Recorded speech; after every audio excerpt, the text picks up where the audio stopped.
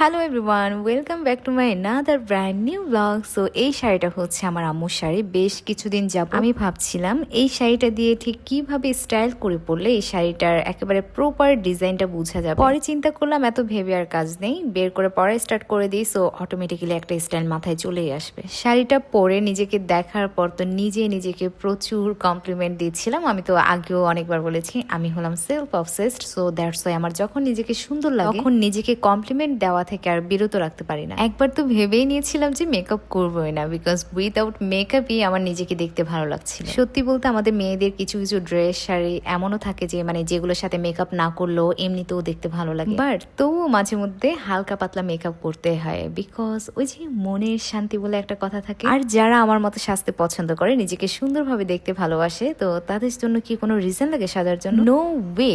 তবে সাজতে ভালোবাসি বলে যে একেবারে হেভি মেকআপ নিয়ে অলওয়েজ ঘোরাফেরা করবো, বিষয়টা এরকম না। আমার খুব সিম্পল মেকআপ পছন্দ। তবে তাই বলে যে কখনোই মেকআপ ছাড়া বের হই না, বিষয়টা কিন্তু টোটালি এমনও না। আমি কিন্তু অধিকাংশ সময় মেকআপ ছাড়া বেরিয়ে যাই। হঠাৎ তো অনেক রাতেও আমার সাজতে মন চায়, ঘুরতে যেতে মন চায়। এই গ্লিটার লাইনারটার কথা না বললেই নয়, এটা যে এত ভালো, একটা নর্মাল সিম্পল লুককেও এটা খুবই গর্জিয়াস করে দিতে পারে। যারা আই লুক কিভাবে করবে বুঝে উঠতে পারে না, তাদের কাছে যদি এরকম একটা গ্লিটার আইলাইনার থাকে, জাস্ট এই গ্লিটার আইলাইনারটা ইউজ করেও যে কোনো পার্টিতে চলে যেতে পারবে। আমার না ডান্স করতে অনেক ভালো লাগে, সো দ্যাটস ওয়াই মেকআপ করতে করতেও এখানে নাচানাচি করছিলাম। আমি যে কোনো সময় নাচানাচি করি without any reason. And my makeup is almost done বলা যায়।